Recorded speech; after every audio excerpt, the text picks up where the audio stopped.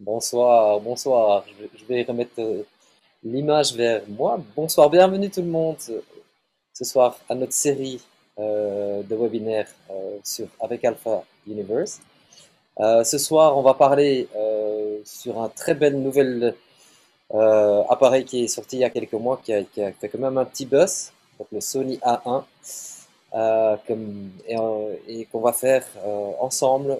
On va parcourir ensemble ce voyage avec le photographe Marc Aladef, qui a pris le temps de bien tester l'appareil pour nous et de bien s'amuser avec et de prendre des photos. Euh, je m'appelle Simon Vallard, je suis Project Manager chez Sony et je m'occupe de toute Brand and Activation, tout ce qui est activation et événementiel, et aussi les webinaires que j'organise avec mon collègue Francis.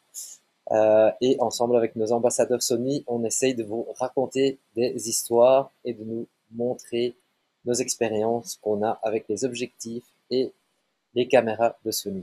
Bonsoir Marc. Bonsoir, donne-moi encore 30 secondes. Encore 30 petites secondes. Mais voilà, je vous souhaite déjà tous une belle soirée. Et merci de participer. Merci à tous les participants de nous suivre. Si vous Voilà, avez voilà. des questions, n'hésitez pas surtout de demander dans le Q&A. Et pour les gens dans le Facebook, n'hésitez pas surtout à demander des questions dans les remarques et on va essayer de vous les répondre dans le temps bien choisi. OK, Bonsoir Marc. oui, 30 bonsoir. secondes pour passer. Donc, le sujet d'aujourd'hui, c'était effectivement les portraits de rue avec le Sony Alpha 1. Euh, tout ce que je vais vous raconter peut en fait s'appliquer à la plupart des boîtiers de la gamme Sony Alpha, hein. Ça peut être du AC3, R3, R4, etc. Mais je mettrai en avant ce que l'Alpha 1 apporte en plus euh, par rapport aux autres boîtiers dans ce cadre de portrait de rue. Mais 80% des conseils ou des remarques sont applicables un peu partout. Donc, même si vous n'avez pas le Alpha 1, la plupart de ces conseils vont être d'application. OK. Allons-y. Donc, on va commencer par ici. Donc, comme vous le savez, l'Alpha 1 est le meilleur, je dirais, des boîtiers chez Sony. Ses grandes particularités concernant, je dirais, plutôt la partie portrait, c'est effectivement une rafale extrêmement élevée, le fait qu'il n'y a aucun bending en obturateur électronique, même avec des lumières artificielles dans la rue, etc. Ce qui va permettre de faire de la photo dans des conditions de lumière difficiles en toute discrétion, et le fait qu'il recalcule la mise au point 120 fois par seconde. Ce qui va permettre d'avoir des rafales, même avec des très très grandes ouvertures, comme du f1.2, f1.4, avec une précision chirurgicale. Ça, c'est un peu les points forts que les autres n'auront pas. Et une efficacité de l'IAF qui est la meilleure pour l'instant parmi toute la gamme alpha. Donc, voilà les quelques chapitres que j'avais prévus. Donc, un petit mot sur les optiques idéales pour le portrait. Les réglages boîtier pour les portraits. Le contact avec les passants va être votre modèle dans la photo de rue. Quelques petites remarques sur les conditions lumineuses en rue, le cadrage, et après la plus grosse section qui sera sur des exemples de photos que j'ai réalisées avec différents objectifs. Alors, d'un point de vue optique, je dirais, on parle du 35 mm au 135 mm pour du portrait majoritairement, mais on sait également faire du portrait avec du 14 mm, du portrait un peu plus créatif avec des angles très larges pour des grands groupes ou pour de la photo d'action ou de portrait d'action, et jusqu'au 600 mm si nécessaire. Personnellement, je privilégie les focales fixes, ce qui me permet d'avoir des portraits avec des beaux flous d'arrière-plan. Mais il est tout à fait possible également d'utiliser des zooms f2.8, un 24-70 ou un 70 200 mm de 2.8 sont bien entendu tout aussi bons euh, si vous êtes plutôt zoom que plutôt que focal fixe. Donc voilà un peu la panoplie de focales que j'utilise. Hein, principalement les Sony G Master, les 24, 35 et 50. J'utilise également pour l'instant un Sigma 85. Le 100 STF, qui est un 100 mm qui apporte un flou d'arrière-plan très spécial. Je vous montrerai ça dans les photos d'exemple. On peut également utiliser le 90 macro, le 105 macro pour de la photo de portrait, avec vraiment là une précision extrêmement élevée. Et bien entendu, l'objectif roi pour la photo portrait de rue, c'est le 135 mm 1.8 et un 70-200 2.8 aussi à avoir dans sa besace. Voilà un peu pour les différentes optiques recommandées. Je ne sais pas si déjà là, il y a des questions. Je ne vois pas encore de questions qui arrivent, mais n'hésitez surtout pas à poser des questions. C'est le moment, c'est pour ça qu'on organise ces webinaires et ces moments pour être ensemble. Okay. Donc, pour tout le monde donc n'hésitez pas. On est là pour des questions, on est là pour résoudre et vous aider à évoluer dans votre type de photographie et les boîtiers. Ok. Alors, pour les réglages boîtier, et la plupart de ceux-ci, là, il n'y a rien de très spécifique au Alpha One. Je me mets en AFC, donc AF continu. Euh, pour les boîtiers qui disposent du tracking, donc A1, A7S3, A7R4, A7C, etc., je prends en général un flexible spot large avec le tracking. Donc, je commence, je fais même, je le mets au centre. Je fais un premier appui sur le déclencheur à mi-course. Le tracking commence. Et après, je refais mon recadrage ou mes rafales. Et donc, c'est comme ça que je travaille la plupart du temps. Bien entendu, avoir le IAF pour les humains activé. Hein.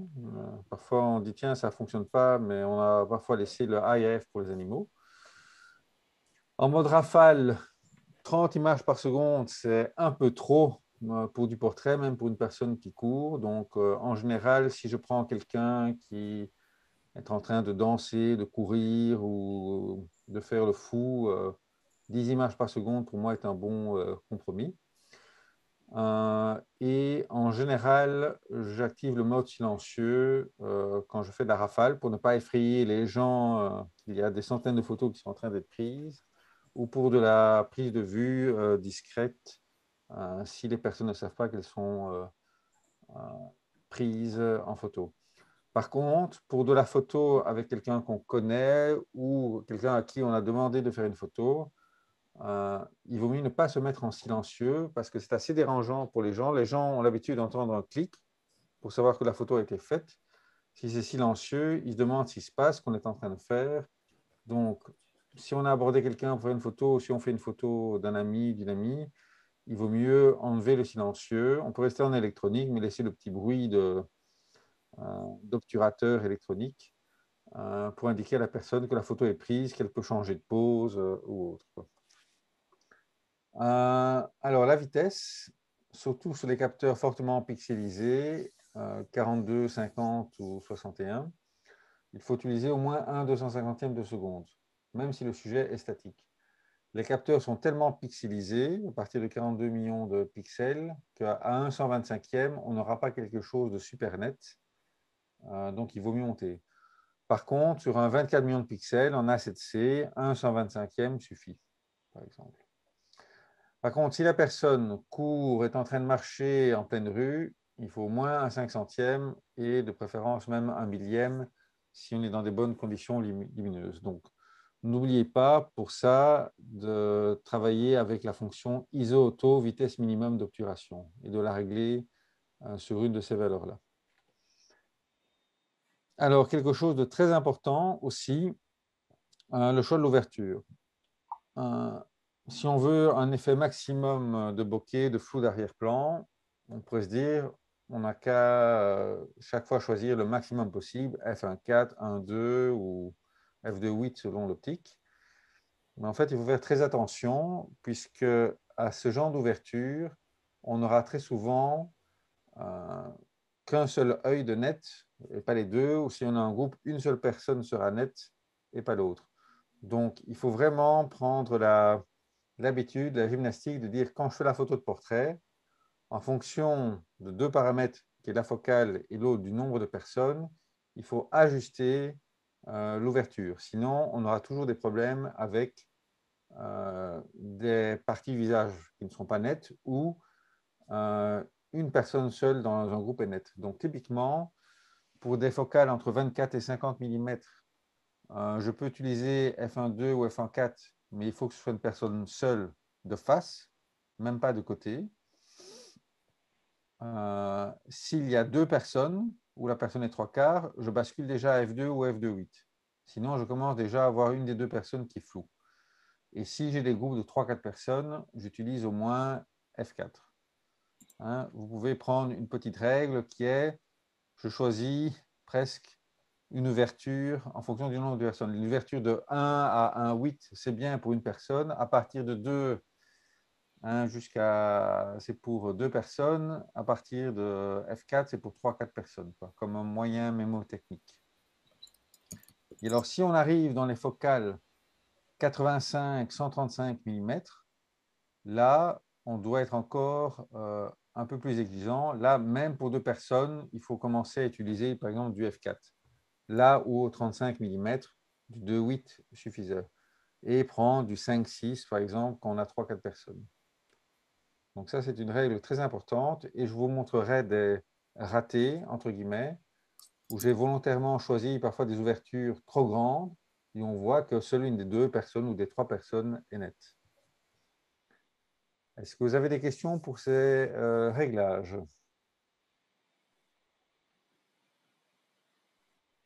Je ne vois aucune question qui rentre. Donc je pense que les gens veulent un peu voir avec les images ce qu'on est en train d'expliquer. Tout à fait, on va y arriver. Alors, le premier point que je voulais faire, excusez-moi, je vais vous montrer un exemple déjà de rafale faite avec le A7, le A1. Voilà, donc il y en a pour 1 minute 40. Donc là, j'étais en silencieux avec le Alpha One à 10 images par seconde. Et le fait justement d'utiliser une rafale et de dire à votre modèle, aux gens, allez-y, vous pouvez déconner, exprimez-vous, vous déplacez vers moi, tournez, etc. Ça permet finalement que la personne se lâche et sur une centaine de photos que vous allez faire en 10-15 secondes, il y en aura quelques-unes qui sont vraiment excellentes parce qu'on aura la personne, les cheveux dans le vent, en train de sourire ou de faire un petit saut ou de se retourner avec les cheveux qui volent, etc. C'est à ça que sert ce genre de rafale, c'est vraiment à détendre les gens et avoir vraiment la photo très naturelle, etc. Donc ici, je vais lancer, vous verrez, ce n'est pas la vidéo, c'est vraiment les 10 images par seconde mises bout à bout.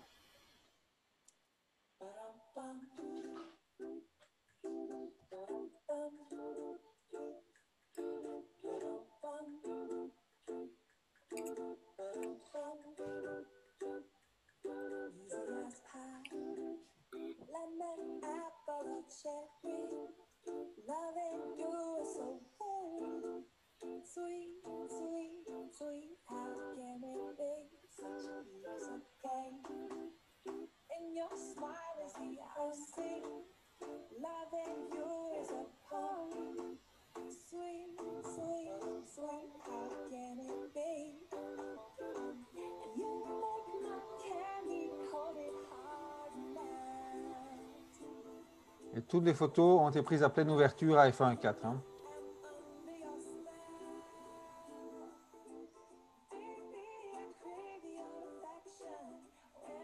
Ouais, ça suit bien. Ça suit bien.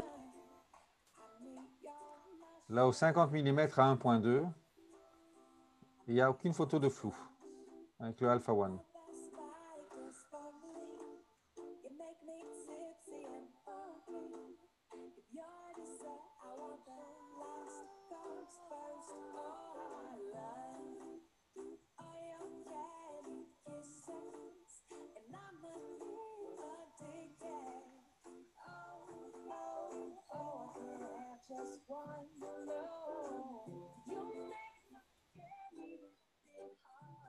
Ah là, le cycliste.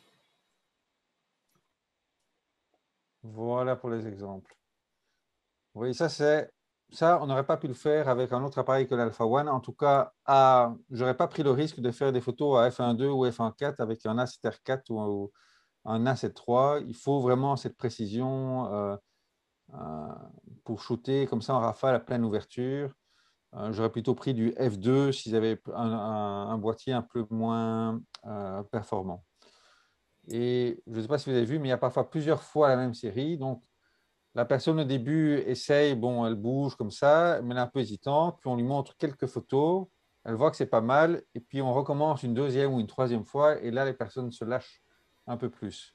Donc n'hésitez pas, quand vous faites ça avec un ami ou avec un passant, vous avez discuté, si elle est de bonne composition, de refaire pas 5 fois, mais au moins 2 fois la série, et en général, c'est lors de la deuxième série qu'on a les meilleures photos parce que la personne se lâche un peu plus. À partir de la troisième fois, elle commence à en avoir marre. Quoi.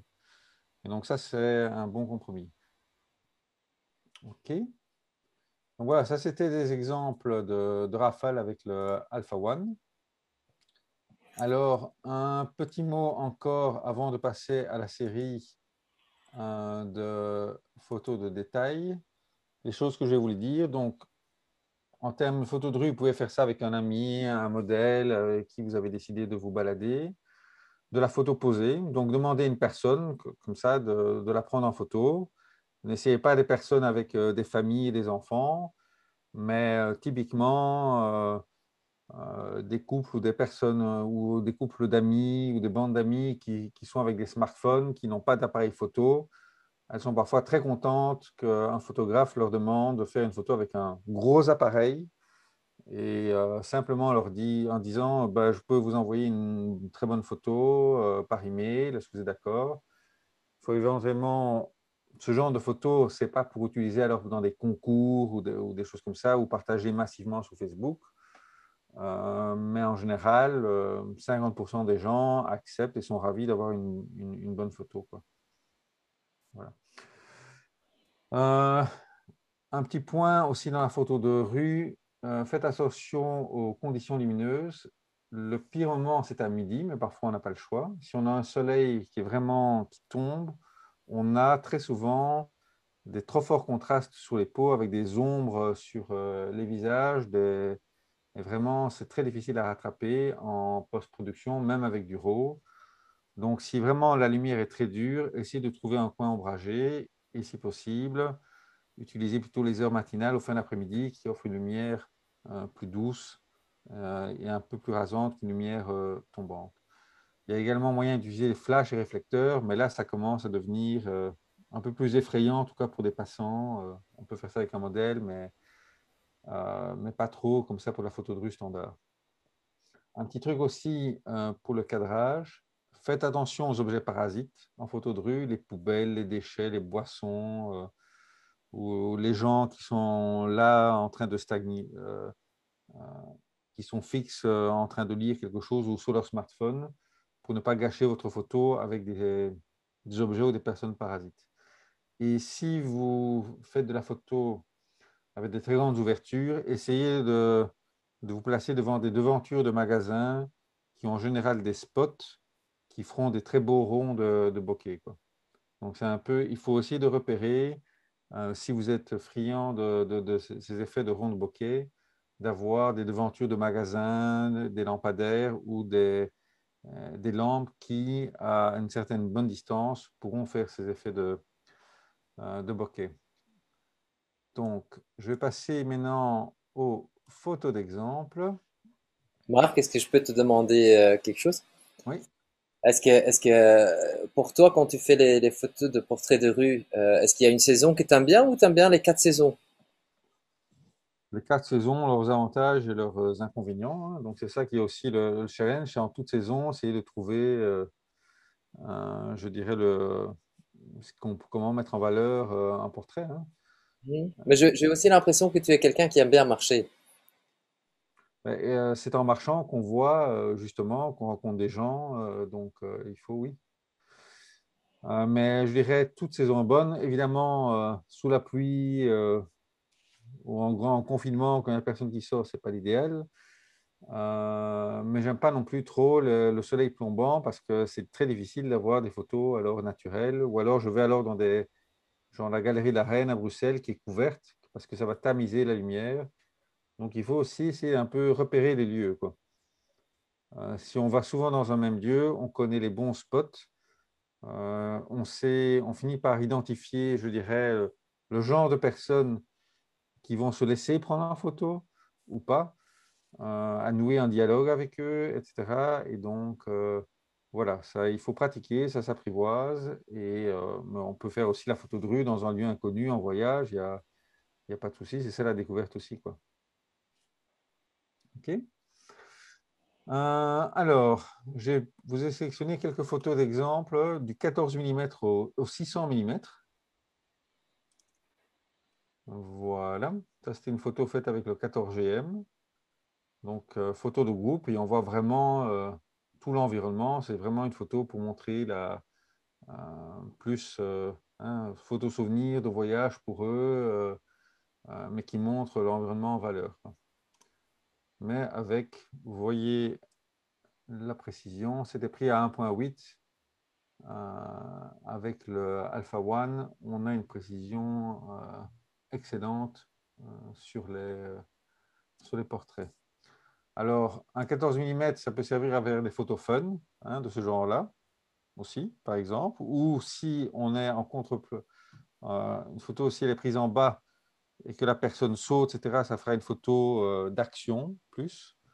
Donc, ça peut servir à faire ce genre de photos portrait fun, évidemment avec des déformations qui ne sont pas très naturelles. Voilà un genre de portrait pris à 1,4 avec le 24 mm GM. Vous voyez qu'on arrive à vraiment bien flouter l'arrière-plan, Mhm. même à du 24 mm.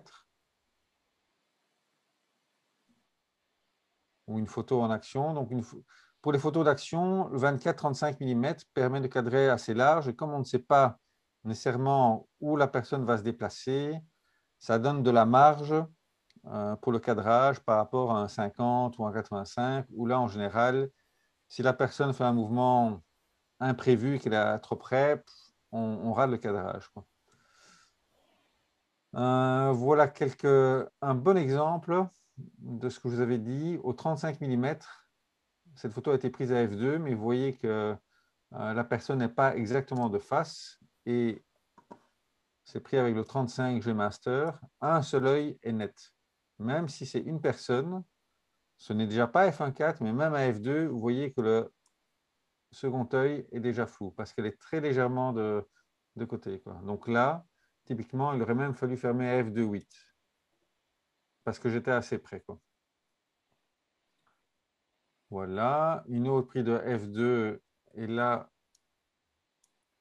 on a presque le second œil qui est net, mais de nouveau, euh, plus on est prêt, plus on aura une faible profondeur de champ et plus il faudra faire attention à fermer quand même un peu l'ouverture si on veut les deux yeux parfaitement nets. Voilà à 1,4, un autre portrait. Vous voyez vraiment tout l'arrière-plan est complètement flouté et on a une très belle qualité du flou d'arrière-plan. Alors là, c'est deux photos prises au 35 mm de la même personne, juste pour vous montrer les différences entre une optique haut de gamme et une optique milieu de gamme, hein. Le 35 F1.8 de Sony est excellent, il y a un piqué excellent, mais le rendu, ça ne se voit peut-être pas bien en zoom, mais le rendu de la peau est assez dur et marqué. Et le flou d'arrière-plan, ici, on voit les deux personnages, est un peu nerveux, il n'est pas super doux. Tandis qu'avec une autre optique plus haut de gamme qui est un peu plus douce, comme le 35G GM ou le Sigma F1.2, etc., on a un rendu plus doux. Donc, le 35 mm 1.8 de Sony est excellent en piqué, en photo de rue, mais si on veut vraiment l'utiliser pour du portrait-portrait, eh bien, le f1.4, même f1.8, donnera un rendu beaucoup plus doux, etc. Donc, si le portrait, c'est vraiment ce que vous recherchez, il faut faire attention à ces effets de qualité du flou d'arrière-plan. Est-ce que le rendu des peaux va être assez doux? Parce qu'on peut être piqué et avoir un très fort contraste qui n'est pas très flatteur pour les peaux, ou avoir parfois un très bon piqué, mais un rendu un peu plus doux et naturel pour les peaux. Voilà une autre photo à 1.4 avec les deux yeux parfaitement nets. Photo au 45 mm. Et là, vous voyez la différence de flou d'arrière-plan prise à f1.8 et à f3.5. Je ne sais pas si vous voyez bien la différence. Voilà. Donc à 1.8, on avait déjà les deux yeux nets, mais les paupières ne sont déjà plus nettes. À f3.5, on a quand même pas mal de profondeur de champ en plus, avec des sourcils qui sont également nets, etc. Donc n'hésitez pas, quand vous faites des portraits comme ça, de les faire à faire du bracketing d'ouverture, c'est-à-dire prenez au maximum de l'ouverture, mais par sécurité, faites 2.8, f4 en plus. Ça peut sauver une situation, quoi. Un petit exemple d'une autre photo prise en 50 mm, cette fois-ci avec une optique manuelle.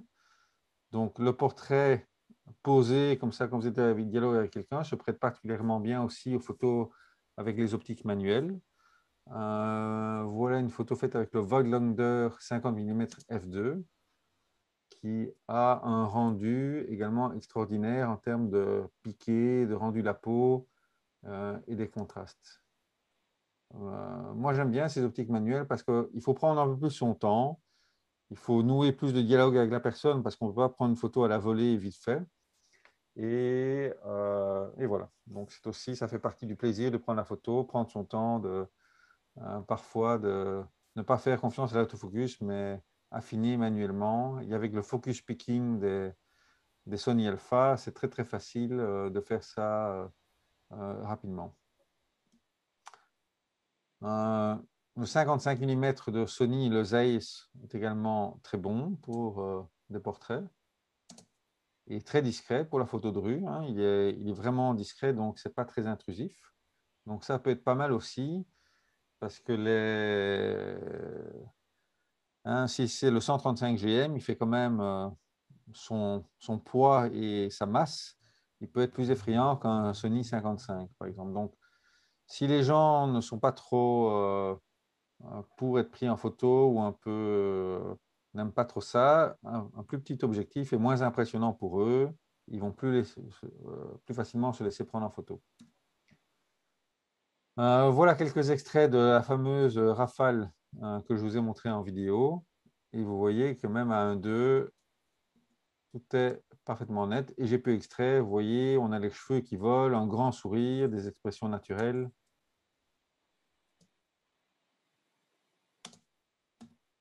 Et en portrait posé, ça c'est impossible parce que la personne ne sera jamais aussi naturelle que ça. Donc faire bouger les gens, etc., on a quand même des résultats qui peuvent être extraordinaires. Marc, est-ce que pour toi, ça, le Body A1, est-ce que ça a changé ton rapport avec les portraits de rue? Mais pour la photo en mouvement, oui, parce que avant, j'avais beaucoup plus de ratés si je faisais de la rafale comme ça. Même si les personnes virevoltent, tournent, ils récupèrent instantanément, je dirais, la mise au point. Là ou parfois, une fois sur quatre, il ne refaisait pas la mise au point directement avec d'autres boîtiers. Le fait de, même s'il y a des lumières, de pouvoir shooter en silencieux, même s'il y a des lumières artificielles, ça permet de ne pas effrayer les gens avec une rafale mécanique. Et euh, ce qui change aussi, c'est le confort de viser. Parce que le viseur est extraordinaire. Hein, c'est le même viseur que la 7S3 et encore même meilleur. On a un dégagement oculaire, une qualité de visée qui rend cette prise de vue portrait beaucoup plus confortable. Et aussi, en faisant la mise au point manuelle, on a vraiment quelque chose de très, très, très agréable dans le viseur, quoi. Donc, j'ai le A7R4 et le A1, mais je préfère utiliser le A1, même si je prends une optique manuelle, parce qu'il y a ce confort vraiment inégalé du viseur qui apporte un vrai plus vraiment au quotidien, quoi. Donc, Marc, j'ai ça, c'est encore une vraiment. question de Dominique. Oui. Voilà, c'est quelque chose qu'on parlait un peu juste avant le webinaire. Donc Dominique qui demande, est-ce que tu utilises un filtre dans certains cas pour les portraits? Plus en vidéo. Parce qu'en vidéo, pour respecter les bonnes vitesses d'obturation, là, j'utilise des filtres ND variables, hein, des Polar Pro par exemple, ou pour vous donner certains rendus particuliers, des filtres mixtes. Mais sinon, je n'utilise pas de filtre, plus pour la photo de paysage, etc. Ou en vidéo, là, oui, beaucoup plus régulièrement pour pouvoir justement filmer à f1.4, mais en gardant un centième de seconde. Si on shoot à du 50p, par exemple, là, là oui. OK. N'hésitez pas si vous avez encore des questions, on est là pour ça. Voilà, alors là, pour vous montrer l'excellence du 50 mm 1.2, je ne sais pas si vous voyez, le rendu, les deux yeux sont vraiment parfaitement nets. C'est ultra précis tout en étant doux. Ce n'est pas agressif pour le rendu de la peau. Et on voit vraiment les micros, hein, la peau, tout le rendu de la peau est là, sans être. On a les détails, mais sans qu'ils soient trop présents. Donc, on a vraiment un rendu extrêmement naturel avec ce 50 1.2 GM pour les portraits. C'est vraiment. C'est un peu supérieur, je dirais. C'est vraiment le meilleur qu'on a. Moi, j'avais le 50 1.4 Zeiss. Le piqué est quasiment pareil entre les deux, mais il est plus rapide et le rendu et le bokeh est supérieur. Et vous voyez l'effet de séparation qu'on peut avoir. Il n'y a aucun post-traitement. Tout est flou. La personne se dégage bien de l'arrière-plan, mais sans que ce soit brutal. Il y a des belles transitions entre les zones nettes et le flou d'arrière-plan. Et elle se détache très naturellement. Donc ça, c'est vraiment quelque chose qu'on a très rarement, quoi. Donc c'est vraiment un bijou, ce 50 GM pour le portrait. Voilà quelques autres exemples.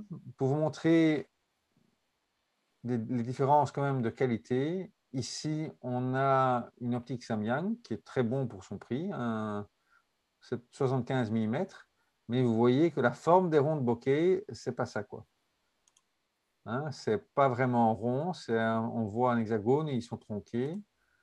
C'est pas un bel ovale, donc voilà, une optique à 300 € ne fait pas la même chose qu'une optique à 1000 €, quoi. C'est sous ce genre de détails aussi que on a une optique qui est très bon dans tous les domaines ou qui a fait des compromis de taille, de poids, de qualité du flou d'arrière-plan ou du piqué ou de la F, etc., quoi. Voilà quelques photos prises vraiment à la volée avec un 85 mm. Et là, de nouveau, aucun problème de suivi de tracking. On a un beau flot d'arrière-plan. On a, Une chouette composition. on a ici, oui, avec le vélo. Mais de nouveau, là, j'ai pris un 1.4, mais finalement, il n'y a qu'une seule des deux personnes à 100% qui est nette. On voit que la mise au point était vraiment effectuée là sur l'œil. Mais je dirais pour une telle photo, on ne va pas regarder à du 100%. Donc, on a le bel effet.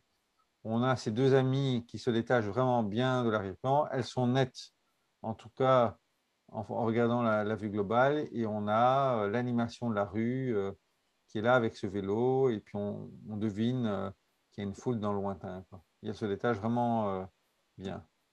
Même chose pour cette photo-ci, avec trois amis, de nouveau prise à 1,4. J'ai eu la chance qu'elle soit bien alignée, et on voit vraiment une belle scène de rue.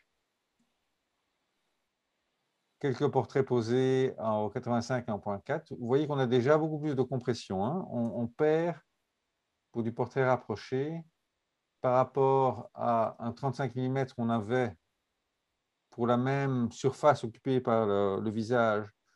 On voyait quand même où on se situait, qu'il y avait des bâtiments derrière, etc. Au 85 mm, on commence à perdre ça. L'angle de vue est beaucoup plus restreint. Hein, on est vraiment plus focalisé sur la personne et on commence tout doucement à perdre l'information sur dans quel lieu on se situe, quoi. Voilà également une photo prise à 1.4. Donc là, j'étais un peu plus loin. Sinon, vraiment, j'aurais eu les autres. J'avais fait la mise au point sur la personne du milieu. Sinon, les deux autres auraient été flous si j'avais été plus près.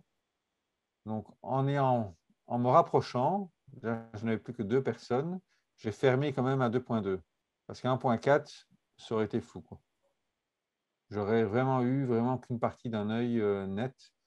Pour deux personnes, il fallait vraiment fermer, quoi. Alors, là, un simple portrait pour vous montrer l'évolution du bokeh. La même personne prise à trois ouvertures différentes. Regardez bien les ronds qui sont ici. Prise à 1,4, prise à 2,5 et prise à F4. Vous voyez l'évolution. L'arrière-plan reste flou dans tous les cas, mais les ronds de bokeh deviennent de plus en plus petits, mais on gagne en termes de profondeur de champ. Hein, à 1.4, on n'a vraiment qu'un seul œil de net, l'autre est dans le flou. À 2.5, c'est déjà beaucoup mieux. Et à F4, on a les deux yeux parfaitement nets, quoi. Il faut vraiment, en portrait à 85 mm, fermer à F4 pour être sûr d'avoir l'entièreté du visage qui est net, quoi. Pour illustrer mon propos sur le choix de l'ouverture en fonction du rendu que vous voulez donner. Est-ce que vous voulez absolument avoir les deux yeux nets? Est-ce qu'il y a une ou deux personnes? Et faire varier l'ouverture en fonction de ça. Alors ici, quelques exemples d'un objectif un peu spécial de chez Sony, le 100 mm f2.8 STF, Smooth Transfocus, qui a une ouverture de 2,8, mais une transmittance de seulement 5,6. En fait, il a un filtre à l'intérieur, une sorte de filtre ND gradué, qui rend tout l'arrière-plan super doux. Vous voyez ici, vraiment, on dirait de la crème de lait, je dirais, du cappuccino, tellement l'arrière-plan est doux. Ce n'est pas flou et dur, c'est vraiment doux, quoi. Tout est diffus en termes de flou d'arrière-plan. On voit ici, vous voyez que les ronds de bokeh ne sont plus des ronds, c'est vraiment quelque chose de soft et de diffus, quoi. Et C'est donc, vrai. c'est idéal pour les portraits et pour les photos de fleurs, etc. On a de superbes effets de flou, hein. Moi, j'appelle ça un flou d'arrière-plan cappuccino, vraiment super doux, super crémeux, quoi. Donc ça, c'est une optique assez unique. Son défaut, c'est qu'elle n'est pas très lumineuse, parce qu'à cause de ce filtre Smooth Transfocus, en intérieur, ça monte dans les ISO très rapidement, parce que c'est un équivalent de 5,6 en termes de luminosité. Mais en extérieur, c'est une optique de rêve pour le portrait. C'est vrai que c'est un objectif qu'on n'a pas mis beaucoup en valeur. Non, il a un défaut, c'est à l'intérieur, ça va pas, ça monte trop dans les ISO, mais en extérieur, avec certains, quand on a les bonnes conditions lumineuses, les bons flous d'arrière-plan, si on fait ça sur un fond uni, on ne voit pas que son effet, quoi, hein. Il faut vraiment avoir le bon arrière-plan. Et pour les photos de fleurs, là, c'est excellent. Les photos de nature, d'objets, on a vraiment de très, très bons résultats aussi, quoi. Mais ce n'est pas de la photo généraliste. C'est vraiment portrait, objet, pour avoir cet effet de flou. Voilà une autre photo, pas une photo de rue cette fois-ci, mais pour vous illustrer. D'habitude, quand on fait une photo avec des arbres ou de la forêt derrière, on a toujours un arrière-plan assez nerveux parce que c'est très difficile de flouter le feuillage. Ici, il est très doux grâce à cette optique STF. Alors, une optique un peu spéciale, et j'espère que Sony la sortira, c'est le 105 mm 1.4, qui est un monstre en termes de taille, mais qui donne un rendu extraordinaire en termes de flou d'arrière-plan et de détachement des portraits par rapport au fond. On peut zoomer, vous voyez que il y a un piqué qui est excellent, vraiment, il y a plein de détails, mais le portrait se détache complètement de l'arrière-plan. Et on arrive à flouter, mais complètement tous les sujets environnants. Voilà une photo d'un couple. Elle a été prise quand C'est la même à 5-6 mètres. Tout l'arrière-plan, de nouveau, est flouté et se détache. Et le couple se détache vraiment très bien de l'arrière-plan. Alors là, j'ai voulu être trop aventureux. On voit qu'à 1.5, la mise au point ici est parfaite, mais son boyfriend était 5 cm en arrière, il est complètement flou. Donc de nouveau, là, j'ai voulu trop tirer, j'aurais dû au moins être à 2 ou 2.8. Donc je ne me suis pas appliqué ma propre règle. Mais sinon, vous voyez qu'il se détache de nouveau complètement de l'arrière-plan. Voilà quelques exemples faits avec une optique macro. Donc une optique macro 105 2.8. On a de nouveau un niveau de détail avec ces optiques macro extraordinaires et on arrive à que ce soit au 90 ou au 100 mm à 2.8, à avoir des très beaux flous d'arrière-plan et des très beaux résultats également pour du portrait. Donc si 2.8 vous suffit à 100 mm en général, c'est plus qu'assez. On peut avoir une optique qui fait et macro et portrait avec vraiment des détails très croustillants.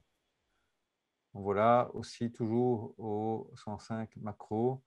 Et on a un niveau de détail. Je ne sais pas si vous voyez, là, on voit les cils, les yeux, il y a vraiment tous les détails, alors qu'on est à un niveau de zoom assez élevé déjà. Encore une autre. Alors, l'optique Crane pour le portrait, hein, c'est de rue. Et mon optique préférée pour le portrait de rue, c'est le 135 mm 1.8 G Master. On arrive à avoir ce floutage de l'arrière-plan, un superbe rendu des peaux.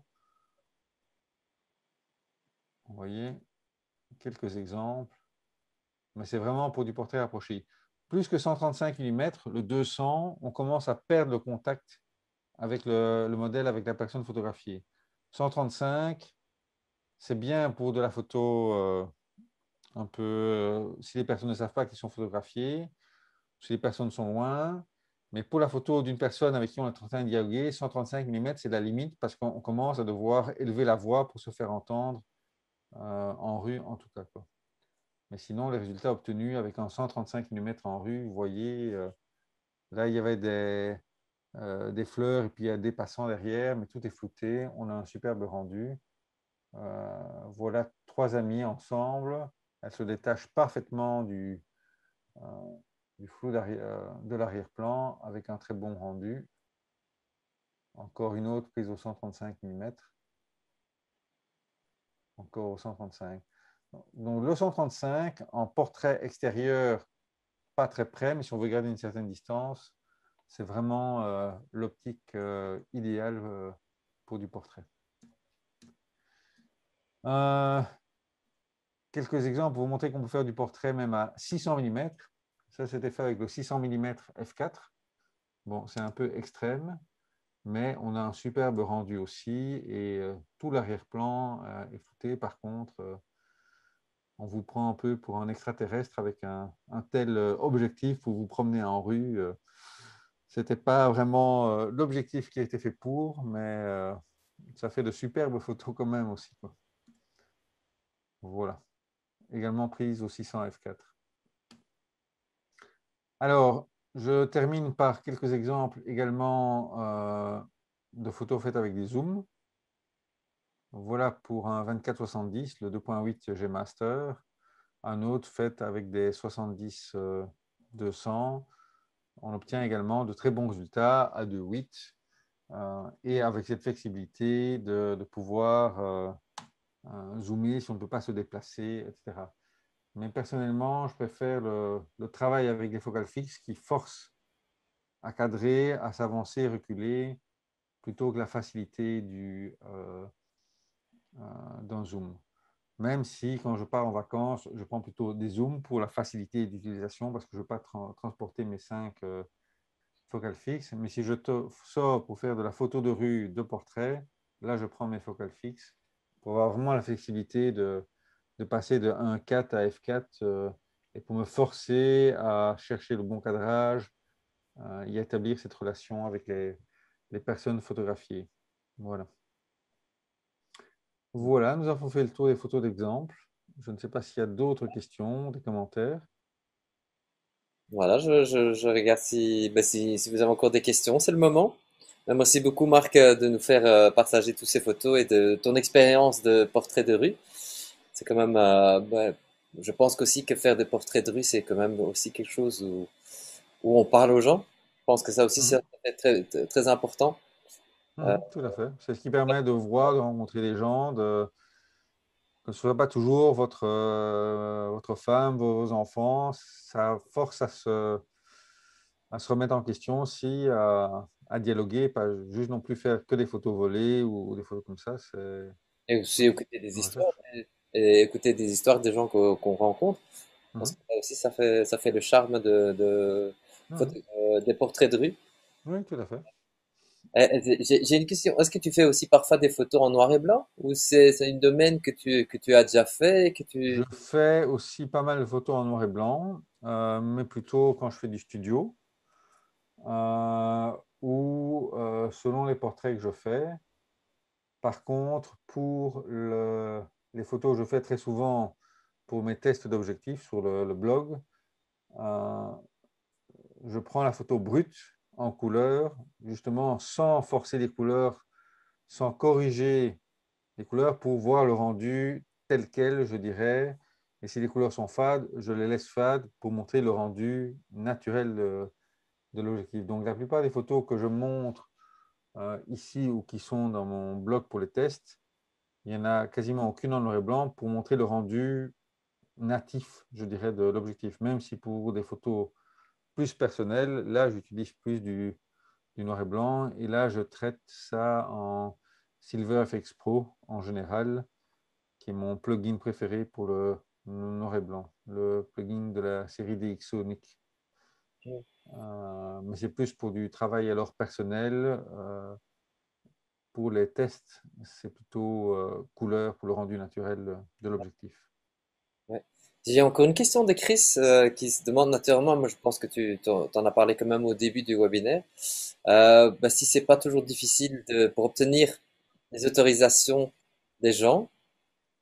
euh, Mais il ne faut pas.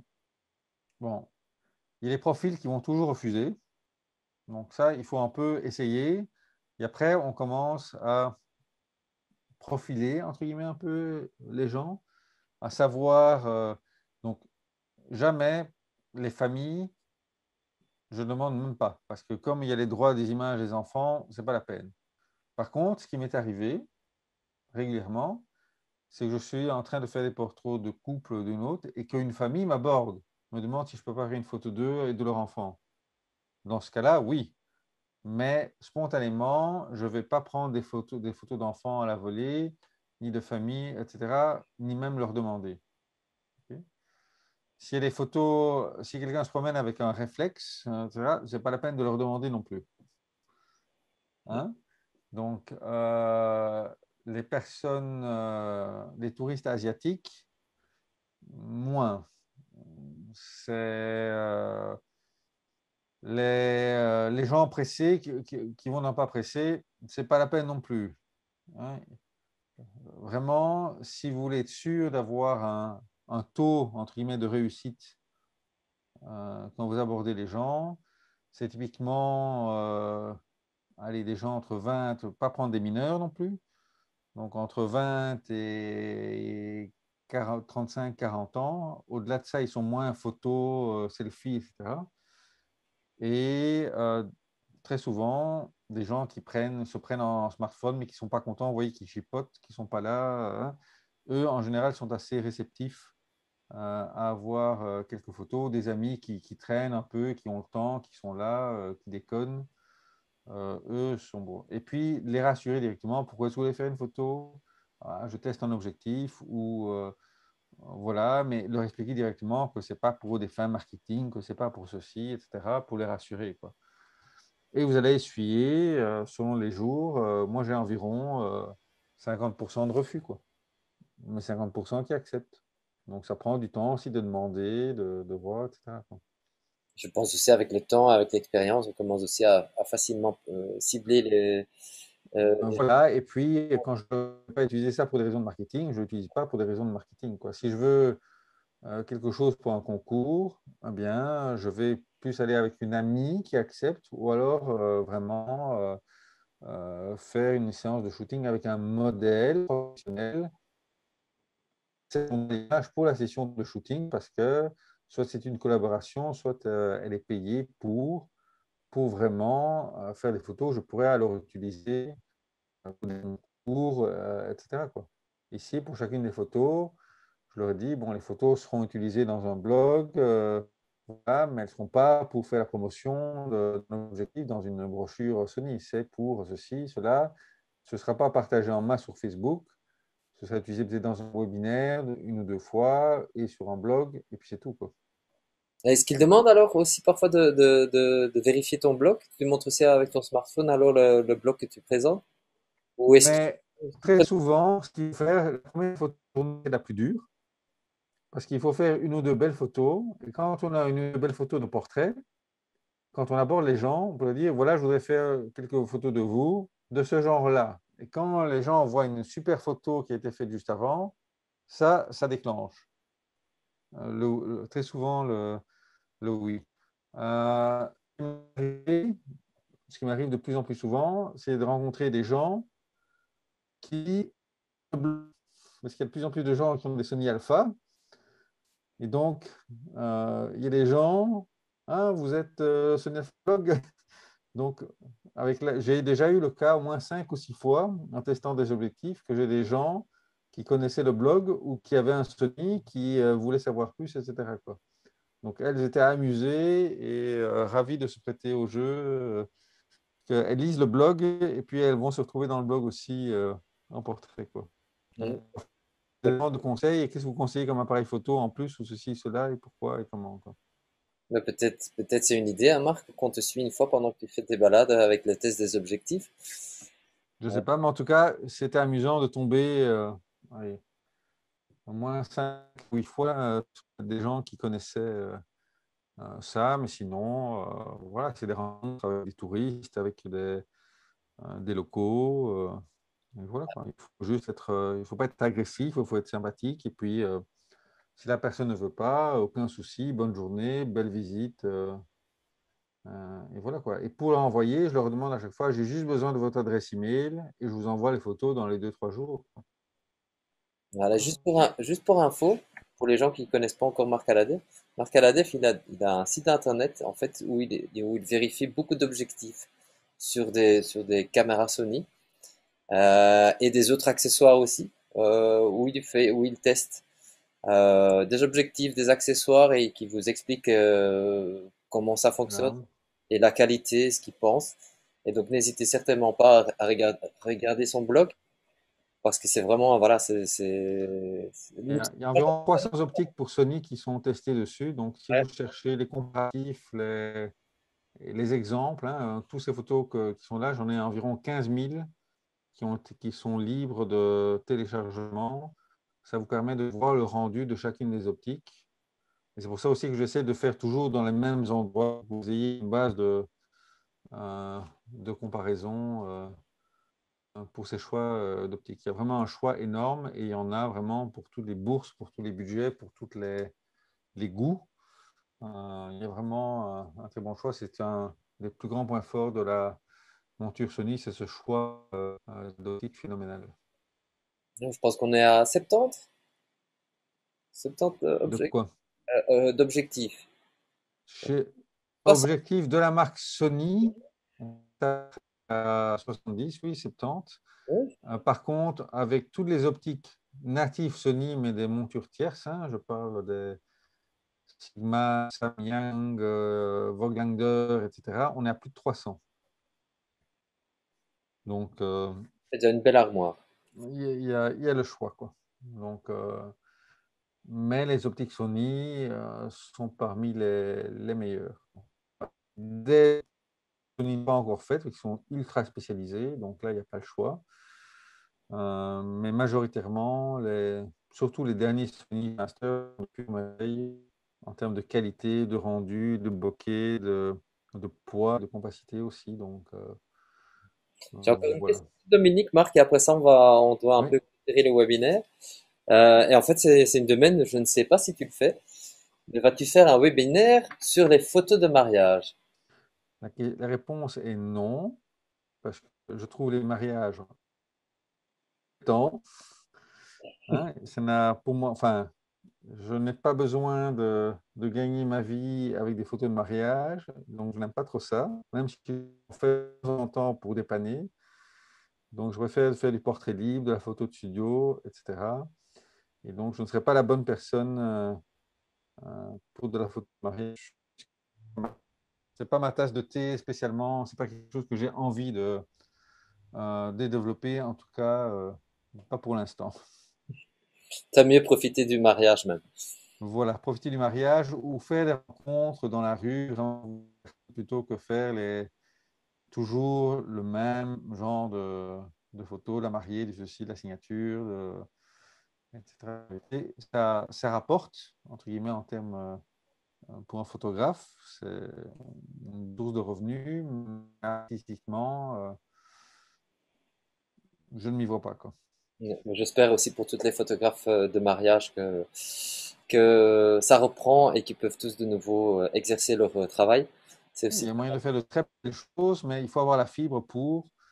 Et donc, voilà, autant faire les choses qu'on aime bien faire pour le faire bien, avec art, etc. Mariage, personnellement, ne m'intéresse pas trop, donc je préfère ne pas faire de la mauvaise qualité. Et je laisse ça à d'autres qui sont doués, moi, dans ce domaine-là, quoi. ok, ben super. Il y a encore Chris qui demande encore. Est-ce qu'il fait signer est-ce que tu fais signer des autorisations de rue dans la rue? Non, je ne fais pas. Euh, je le fais quand c'est avec un modèle, parce que quand je vais l'utiliser pour des concours, etc., là, oui. Mais comme est assez limité au blog, etc., en général, les gens sont OK. Et euh, j'ai eu une seule fois une personne qui m'a demandé d'enlever une photo de couple, mais ils m'ont dit après que c'était un couple illégitime et donc ils ne voulaient pas de photos entre deux. Les photos individuelles, oui, mais pas la photo de eux deux ensemble. Ils avaient préféré, ils se sont rendus compte par après qu'il valait mieux l'enlever. Euh, Ça mais pouvait. sinon, je n'ai jamais eu de demande d'enlever une photo, mais je le dis où c'est publié et je leur donne les photos. Donc, si vous comptez par contre la publier partout sur Facebook, etc., là oui, demandez une autorisation écrite, etc. Mais si c'est pour votre propre site ou un blog ou des choses comme ça, ou un portfolio, en général, c'est bon. Mais pour une utilisation plus large, là oui, je fais des signatures. Voilà. Ok, mesdames et messieurs, merci beaucoup. Merci beaucoup, Marc, à nous expliquer comment tu fais tes portraits de rue. Merci. Et merci beaucoup de les montrer, surtout avec les différents objectifs, surtout avec tes photos, avec les différents types d'objectifs. Ça montre très bien et très clair les options qu'on a Mhm. et comment on peut être, comme on dit en anglais, the approach, la rapproche, pour se balader dans la rue, pour prendre des photos des gens dans la rue. Donc, Un petit conseil, exercez-vous, cherchez les différentes ouvertures, regardez les effets sur la profondeur, essayer de rechercher les effets de bokeh éventuellement. Il faut s'exercer et n'hésitez pas à faire différents réglages. Et comme ça, on progresse. Voilà, et contacter les gens, vous prenez des râteaux les premières fois et après, ça va aller de mieux en mieux, quoi. Ah, ok. Mais merci beaucoup, mesdames et messieurs. Je vous souhaite une excellente soirée. Marc aussi, je te remercie beaucoup pour Bonne ta soirée. présentation.